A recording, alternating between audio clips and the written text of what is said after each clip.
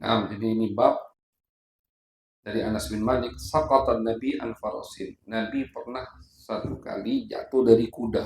Fajuhisha fajuhisha shiqquhul aiman. Akhirnya bagian kanan kaki Nabi ini terluka. Jadi Nabi pun pernah nyapa istilahnya. Ini Al-Faqih baju ini alhamdulillah hatam sama Buya Ahmad. Ditalikin sama Buya. Nah, jadi Nabi pun pernah nyapa dari kuda istilahnya. Padahal ini Nabi Muhammad SAW dapat musibah. Jadi kita kalau misalkan potong mogok, misalkan ban mobil pecah, itu termasuk musibah dari Allah dan termasuk kafarat dzunub. Jadi kata Nabi jangan kan itu terkena duri di jalan itu kata Nabi termasuk kafarat dzunub, penebus dosa. Itu mukmin, alhamdulillah. Berarti dosa kita udah dari dunia ini udah pengen dihapus sama Allah. Sedangkan mau kafir, tidak pernah sama itu. Mau kafir lemah terus hidupnya. Lancar karena udah dihapus-hapus dosa sekalian kan disuruh. Sedangkan mukmin kata Nabi itu tidak, di dunia Allah jadikan Allah berikan kepada mereka musibah-musibah dan musibah itu fungsinya untuk menghapus dosa mereka. Hatta syauka, hatta kata Nabi sampai duri, terkena duri pun tidak sengaja terkena duri, itu termasuk kafaratul dzunub kata Nabi Muhammad. Sebenarnya apalagi misalkan jatuh dari kuda, Nabi nampak dari kuda. Jadi kata Abu Ahmad, kalau misalkan ada orang yang tidak mungkin terkena bala, pasti itu Nabi Muhammad SAW. Ini menunjukkan bahwasanya di dalam kehidupan dunia ini tidak ada yang terlepas dari musibah dan bala. Pasti dapat musibah dari. Tidak boleh minta musibah, tapi kalau dapat ya sabar. Nabi pun dapat musibah. Dan itu semua kafaratul dzunub. Kena duri, apa motor mogok, mobil mogok, ban pecah, misalkan itu semua musibah dan semua kafarah dzunub, penebus dosa kita. Jadi di sini kaki Nabi sakit. Akhirnya kata Anas bin Malik, kami masuk sholat sama Nabi. Ketika kami sholat sama Nabi, Nabi sholat qa'idan. Jadi ini masalah, kenapa Pak sengaja bahas ini, pernah ada videonya ini. Kelompok sebelah itu nyalahkan. Jadi gini, imam duduk, imam sholatnya duduk, imam sholatnya sholat wajib tentu duduk, makmum di belakang, berdiri atau duduk. Kalau dari hadis ini, dari awal sampai akhir berapa hadis ini, Nabi memerintahkan makmum di belakang untuk duduk. Nabi memerintahkan makmum di belakang untuk duduk. Nah, jadi kalau imamnya duduk, maka makmum wajib duduk. Ada 3 pendapat dari masalah ini. Pendapat pertama, ya tadi, ikuti hadis ini, yaitu pendapat Ahmad bin Hanbal. Ketika imam duduk, maka makmum di belakang wajib duduk sholatnya. Nah, ini yang mereka ikuti, kelompok sebelah ikuti. Tapi bukan cuma satu pendapat. Mereka itu jadi, yang mereka katakan, kelompok sebelah tadi, benar. Cuman yang salah dari mereka itu, nyalahkan yang lain. Itu kan. Nyalahkan yang lain. Kalau mereka katakan, ini pendapat mazhab imam kami, ahlan wa sahlan, benar. Betul, pendapat mazhab Imam Ahmad bin Hanbal, ketika imam duduk, maka makmum wajib duduk. Wajib. Tidak sah kalau tegak. Wajib mengikuti imam. Dalilnya ini hadis dari Muhammad. Nabi lagi sakit, Nabi sholat duduk, sahabat sholat tegak. Kata Nabi, imam itu innama ju'ilal imam liyutamma bih. Imam itu dijadikan agar kalian ikuti. Kalau imamnya duduk, kalian sholat duduk, kata Nabi.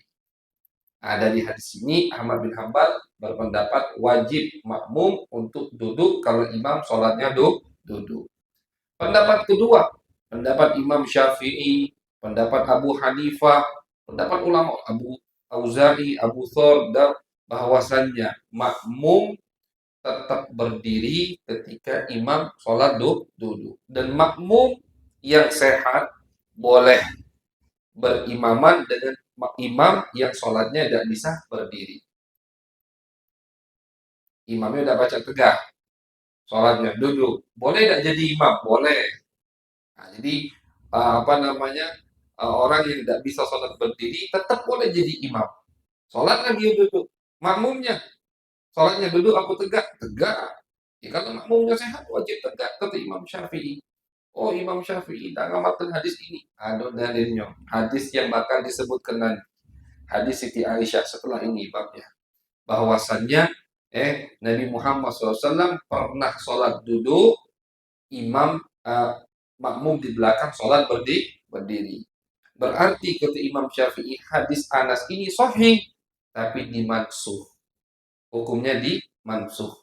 Mansuh itu dihapus sudah, dinonaktifkan, tidak diamalkan lagi oleh Nabi. Kenapa bisa begitu? Karena hadis Anas ini Nabi masih segar, sedangkan hadis bab yang bakal kita baca nanti hadis Siti Aisyah di akhir hayat Nabi Muhammad SAW. Di akhir hayat, Nabi, Nabi maksa untuk sholat, Nabi sholatnya duduk, sahabat sholatnya berdiri. Nah, berarti kata Imam Syafi'i itu yang terakhir, itulah yang kuat. Berarti ini penghapus untuk hukum yang di hadis Anas, Nabi pernah jatuh, Nabi sholat duduk, sahabat diwajibkan sama Nabi untuk duduk dalam sholat itu. Jelas insyaallah. Nah, jadi pendapat kedua, pendapat Imam Syafi'i, Abu Hanifah dan ulama-ulama yang lain bahwasannya ketika imam sholat duduk, begini, imam boleh tidak duduk sholat? Boleh. Orang yang tidak bisa berdiri sholatnya duduk boleh jadi imam, boleh jadi imam. Makmum bagaimana? Makmum tetap wajib berdiri. Sah sholatnya. Dalilnya nanti hadis Siti Aisyah radhiyallahu taala anha. Hadis Anas, ini kan hadis Anas. Hadis Anas dihapus hukumnya. Kenapa? Kalau hadis Siti Aisyah terakhir. Cerita yang paling terakhir terjadi, Nabi sholat duduk, sahabat sholat tegak. Nah, berarti hadis Anas dihapus hukumnya dengan hadis Aisyah. Ini cara ulama gabung kedua hadis. Kemudian ada pendapat ketiga, pendapat Imam Malik bahwasannya imam orang yang tidak bisa sholat berdiri tidak boleh jadi imam. Wong yang tidak bisa sholat tegak, artinya dia harus sholat duduk, tidak boleh jadi imam. Itu pendapat Imam Malik. Jadi Imam Malik tidak bahas makmum duduk atau tegak, tidak. Yang tidak bisa tegak tidak boleh jadi imam. Jadi langsung di situ diputuskan sama Imam Malik. Kalau Imam Syafi'i tadi tidak. Yang tidak bisa duduk, yang tidak bisa berdiri, sholatnya duduk boleh jadi imam. Makmumnya boleh. Makmumnya wajib berdiri tetap. Ahmad bin Hanbal tidak. Boleh. Yang tidak bisa duduk, yang tidak bisa berdiri jadi imam. Tapi makmumnya wajib duduk. Itu di mazhab Imam Ahmad bin Hanbal. Di mazhab Imam Syafi'i, makmumnya tetap wajib tegak kalau imamnya sholat duduk. Di mazhab Imam Malik tidak. Afwan, tadi mazhab kedua itu Syafi'i dan Abu Hanifah. Di mazhab Imam Malik tidak. Di mazhab Imam Malik, orang yang tidak bisa sholat berdiri tidak boleh jadi imam. Ya sudah, berarti yang jadi imam ya harus yang tegak. Sholatnya bisa berdiri. Makmumnya ya wajib berdiri, jelas. Dalilnya mana? Oh, Imam Malik dan Ahmad hadis. Ada dalilnya. Hadis riwayat Daruqutni bahwasanya Nabi bersabda, la yu'ammanna ahadun ba'di qa'idan. Kata Nabi Muhammad, tidak boleh lagi setelah aku ada imam yang duduk. Nah, cuman hadis ini dipermasalahkan sama ulama. Makanya pendapat ini agak sedikit dhaif begitu. Cuma ada 3 pendapat. Jadi jangan cuman satu hadis, akhirnya yang lain disesatkan, dibicarakan. Padahal ada hadis-hadis yang lain. Kalau mereka mengatakan ini pendapat imam kami, mazhab kami, ahlan wa sahlan, benar. Tapi kalau mereka mengatakan inilah sunnah Nabi, yang lain tidak mengikuti sunnah, itu harus disuruh hadir madrasah dulu. Baru buat konten video. Nah, jadi 3 pendapat. Mazhab Imam Ahmad bin Hanbal mengatakan ketika imam duduk, makmum wajib duduk. Mengikuti hadis Anas bin Malik. Mazhab Imam Syafi'i mengatakan ketika imam duduk, makmum tetap wajib berdiri. Mengikuti hadis Siti Aisyah, dan ini yang lebih kuat karena hadis ini terjadinya di akhir hayat Nabi Muhammad Shallallahu Alaihi Wasallam. Nah, jadi itu termasuk cara ulama untuk menggabungkan 2 hadis. Misalkan Nabi ini ada hadis, misalkan 2 hadis. Hadis pertama, Nabi kalau habis makan wudu. Hadis kedua, Nabi kalau habis makan tidak ambil wudu. Berarti makan ini membatalkan wudu atau tidak?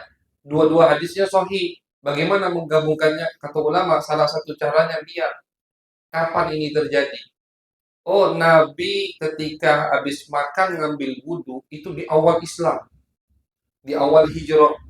Tapi di akhir hayat beliau, beliau setiap makan tidak ambil wudhu. Oh, berarti yang itu dihapus, yang ini penghapusnya. Nah, itu.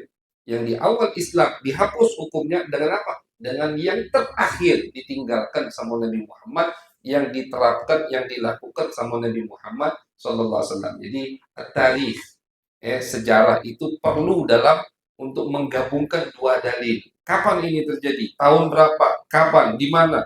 Ini kapan? Di mana? Ini. Hadis Anas bin Malik, Nabi masih segar, Nabi masih sehat. Jatuh, sholat duduk, Nabi wajibkan makmum di belakang untuk sholatnya duduk. Hadis Siti Aisyah, Nabi sudah mau wafat. Artinya di akhir hayat beliau, beliau sholat duduk, makmum di belakangnya tetap sholat berdiri. Berarti hadis Siti Aisyah nasih.